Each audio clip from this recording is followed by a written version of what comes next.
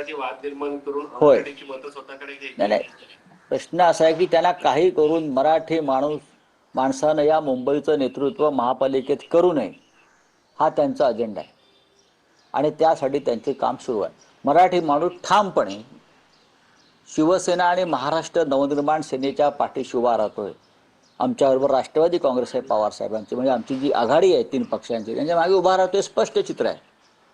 अशा वेळेला मग काँग्रेस एका बाजूला उभी आहे, मग अमराठी परप्रांतीयांची मतं आम्हाला मिळावीत यासाठी मुंबईचा महापौर आम्ही अमराठी करू, असा त्यांनी एक अजेंडा समोर आणला. भाजपने उत्तर भारतीय उमेदवार तर उभे केलेत, मात्र अनेक महापालिकांमध्ये मुस्लिम भागामध्ये त्यांनी उमेदवारच दिले नाही असं स्पष्ट झालं.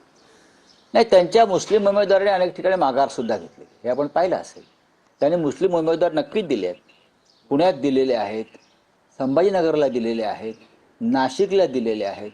हां, आता राणेपुत्रांना सांगा काय करणार तुम्ही, सांगा तुम्ही त्यांना, विचारा. एवढा तुम्ही द्वेष करता मुस्लिम समाजाचा, पण शेवटी तुम्हाला मुस्लिम मतांसाठी मुस्लिम उमेदवार त्या भागात द्यावे लागले. त्यासोबत भाजपमधली बंडखोरी शमवण्यासाठी मुख्यमंत्री स्वतः मैदानात उतरले, प्रत्येकाला फोन करतायत. बंडखोरी झाली हे महत्त्वाचं आहे. ते मैदानात उतरले वगैरे पुढली गोष्ट. नाशिकला भाजपाच्याच लोकांनी भाजपच्या लोकांना मारहाण केली आहे. संभाजीनगरमध्ये मंत्र्यांच्या गाड्या, खासदारांच्या गाड्या अडवून त्यांच्यावरती हल्ले केलेले आहेत. मुंबईमध्ये बंडखोरी झाली आहे, ठाण्यामध्ये बंडखोऱ्या सुरू आहेत.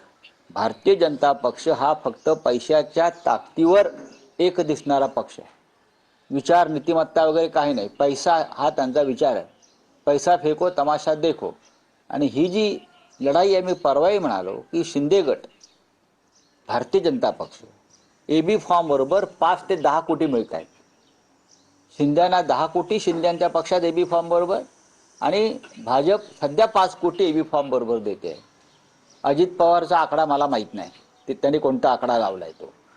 ह्या पैशासाठी सुद्धा हा बंडखोराने लढाया सुरू आहेत त्या पक्षामध्ये. हा पैशाचा खेळ आहे. नाही, आमच्या पक्षात बंडखोरी झाली म्हणण्यापेक्षा आमच्या पक्षामधल्या काही लोकांनी अपक्ष अर्ज भरलेले आहेत, पण त्यांनी तमाशे वगैरे केलेले नाही आहेत.